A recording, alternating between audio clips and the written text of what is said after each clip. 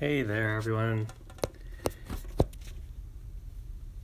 It's another Wednesday afternoon for you in California or the West Coast, and early evening here in New York.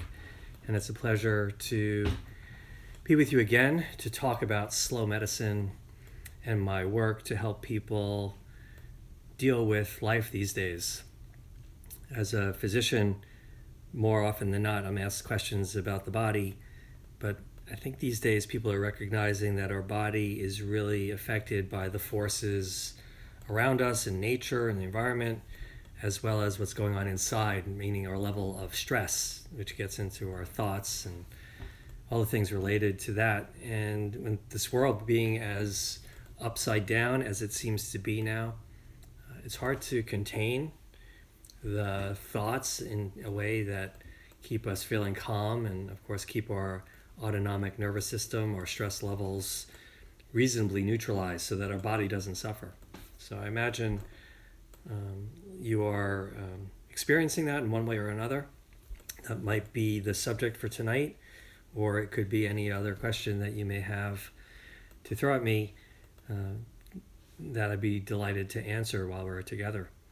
So let me just scroll through here and see who I've got and see if there are any questions. You may know that in the comments section right underneath the video, you can type anything in, and I would love a question to get us started that feels meaningful to you tonight. Often I'll try to come up with something on my own, which I can always do.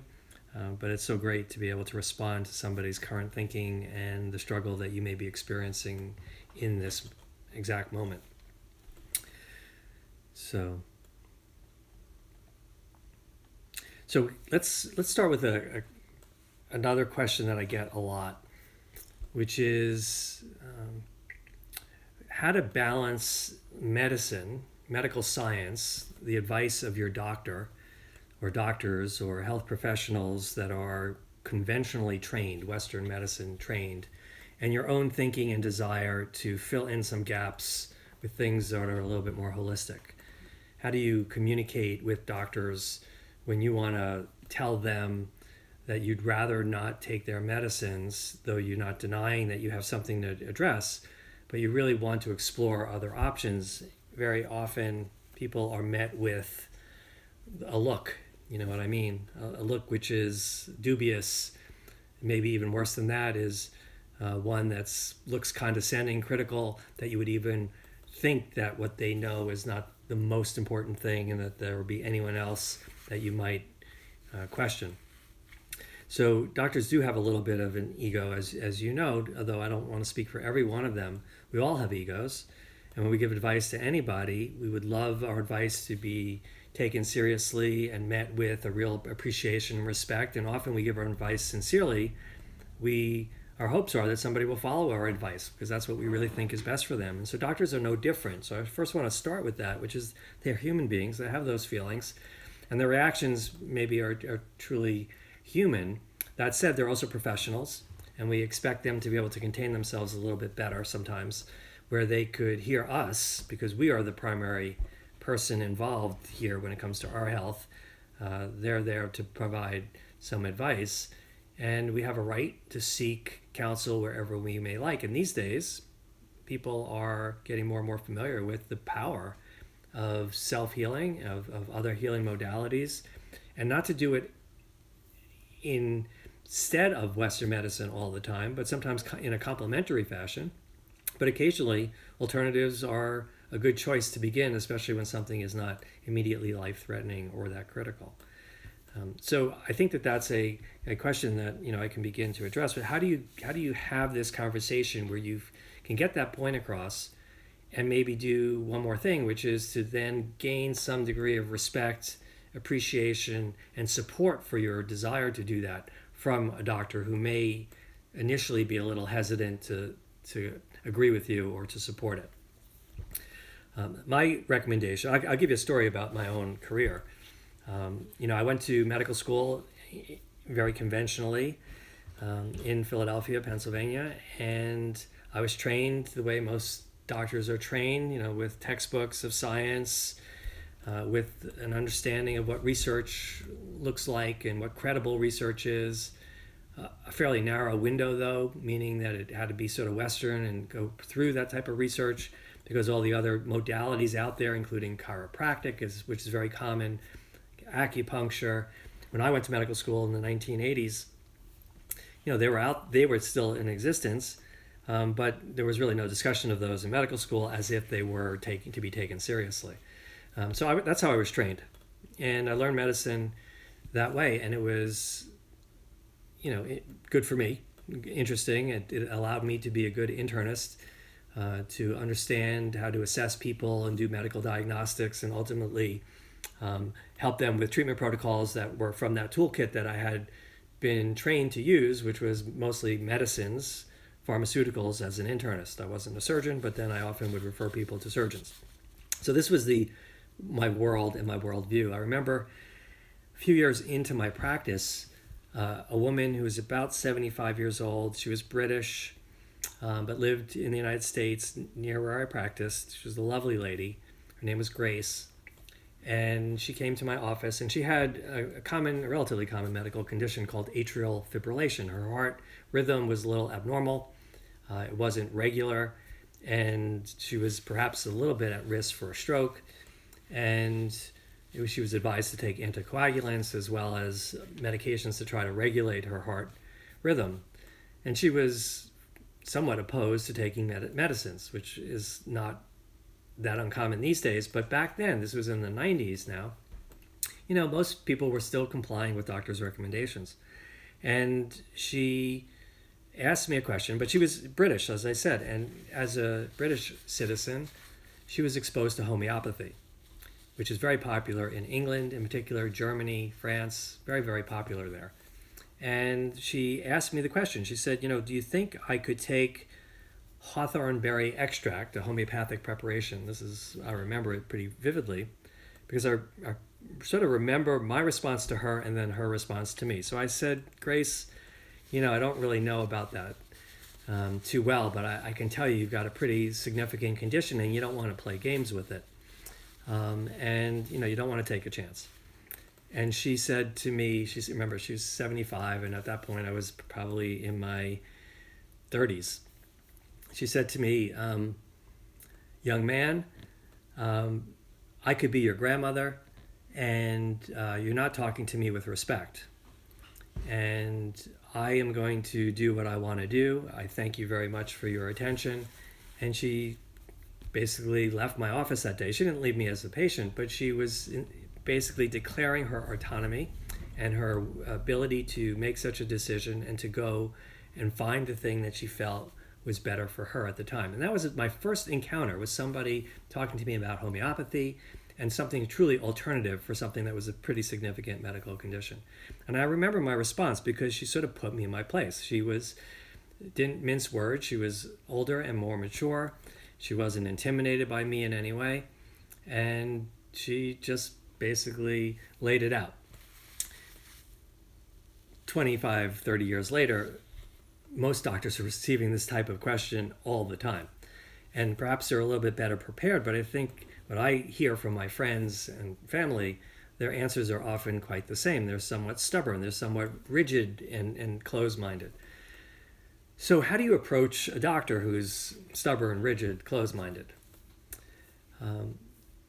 The first thing I think you need to consider is, how you're going to communicate something which is going to potentially do two things at the same time. One is offend the ego of a person. And so even though you may say, well, that shouldn't be the case, I shouldn't have to worry about my doctor's ego.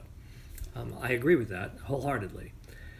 But if your doctor has an ego and you're going to say something which is going to challenge them, and your goal is to accomplish a rapport and an agreement and to insist on your autonomy, but to get some support and also maybe get some help, because doctors can understand certain aspects of these things if they're asked to investigate them for you. And of course, they could be educated and influenced by your own questions, concerns, and behavior. You might not want to deal with their ego, but on the other hand, it's just like any other hard conversation. You call customer service all the time, and you can berate people on the phone before you even say hello, or you could recognize the person.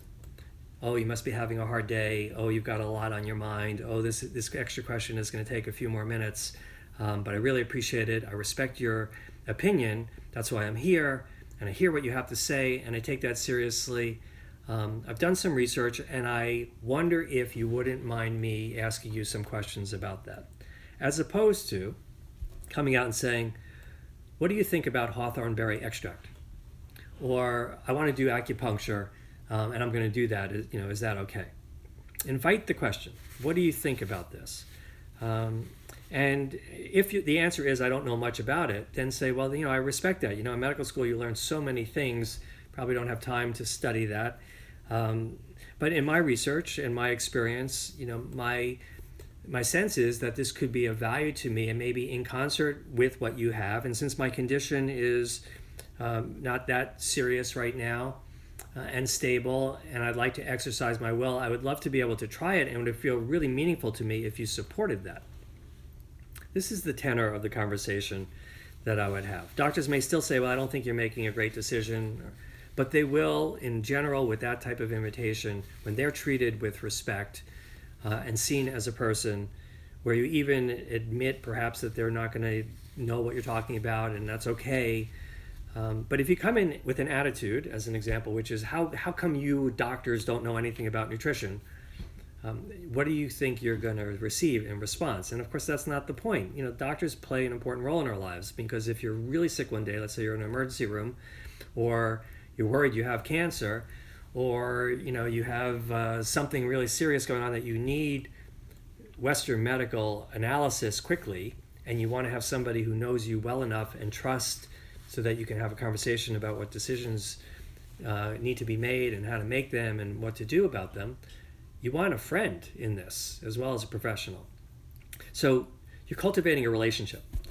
I wouldn't be pejorative. I wouldn't say you need to be educated. I wouldn't do those things. I would invite them to consider what you're considering, see you as a person who has legitimate questions and a right to ask those questions. And I think that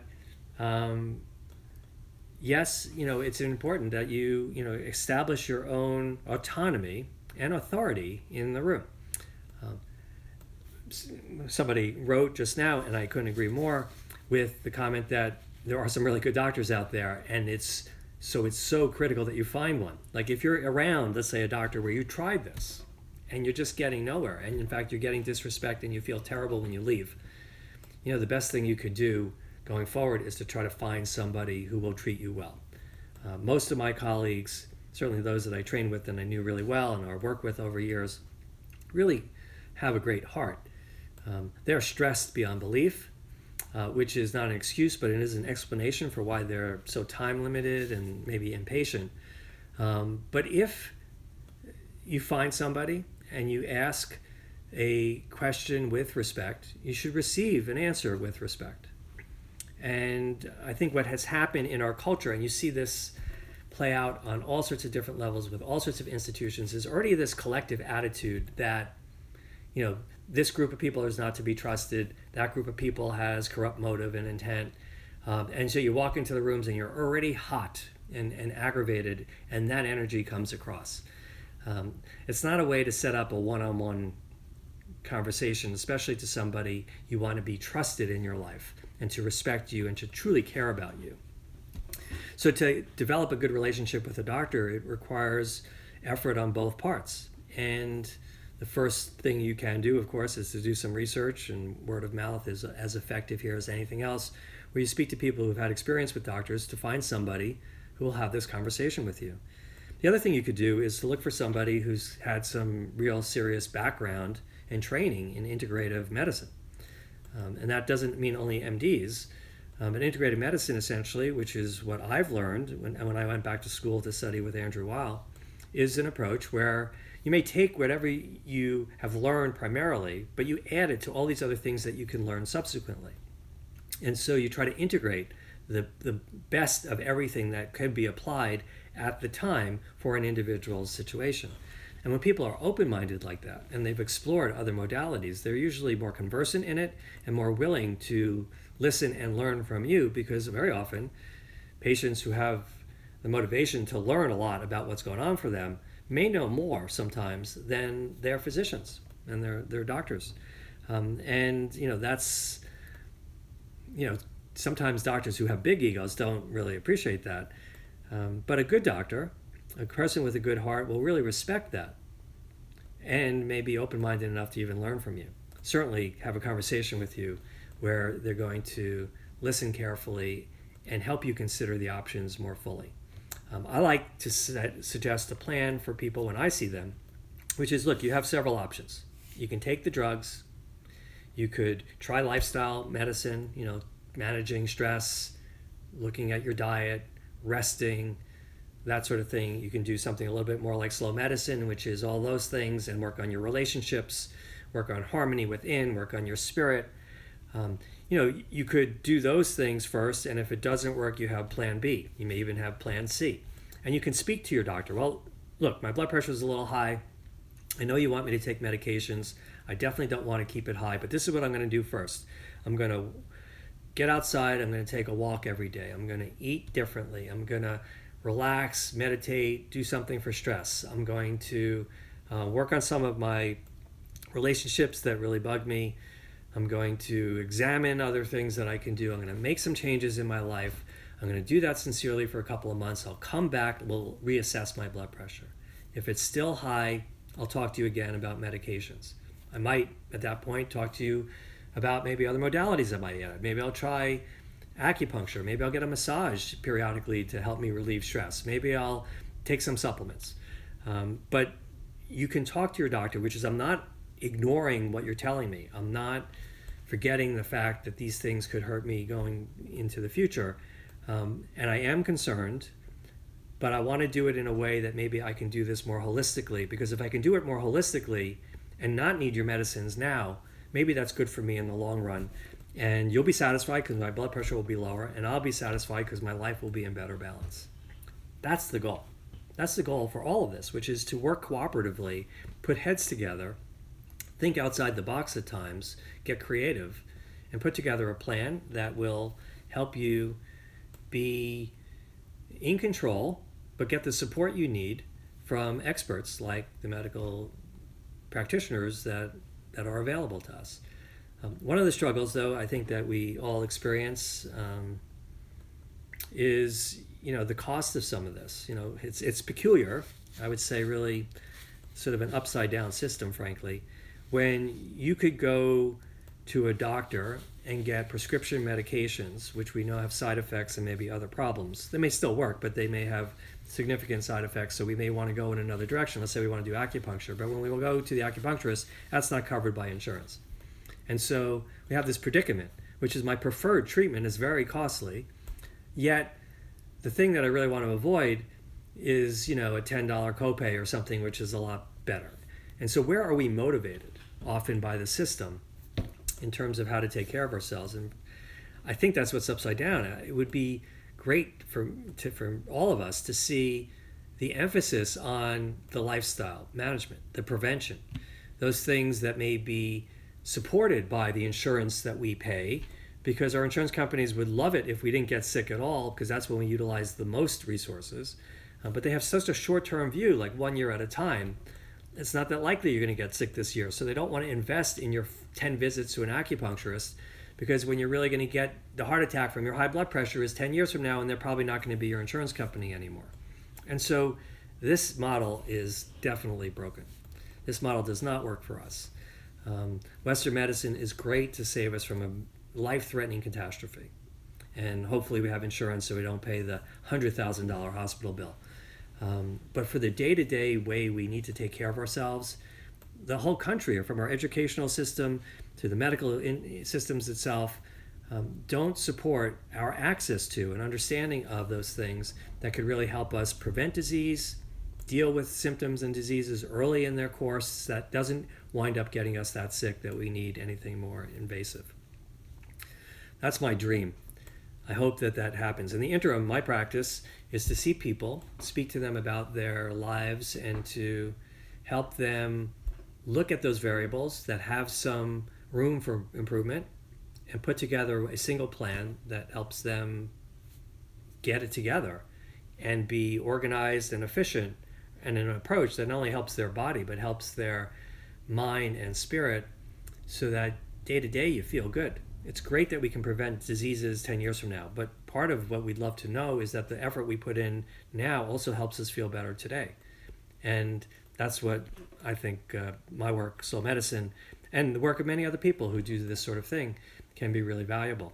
I want to shout out to Four Moon Spa, who's sponsored this program and this platform this is, because that's an oasis of tranquility that people can go to and get exposed to and get cared for in a way that really does support them in this process. So my association with them has been nothing but positive and very enjoyable, and I very much look forward to returning to the West Coast, particularly in the winter, where I could not only continue to spend more time myself at Four Moon Spa, but to see people there on site, many of you who are watching right now and your friends, so I can make myself available as a practitioner. In the interim though, because of the way social media works, and there are many other ways that I can connect with you, and please don't hesitate to send me an email, michael@sunraven.org. Four Moon Spa knows that as well. It's also michael@slowmedicine.org, if that's easier for you to remember, michael@slowmedicine.org. And slowmedicine.org is my website. It's a lot of information about the things that we offer and the programs, a lot of things that I've written, a lot of other video, so that you can just hear me talk on a number of subjects if that's interesting to you or people you know. And once again, it's been a pleasure to spend some time with you tonight or this afternoon. It's just a great way to connect, to support people who are really interested in bettering themselves, and each of us who does achieve that a little bit better adds more light to the world around us. And all of us know, boy, this world really needs some more light right now. So thank you so much for joining me, and I wish you a great evening and a wonderful week ahead, and I'll be back next week to speak to you more. God bless.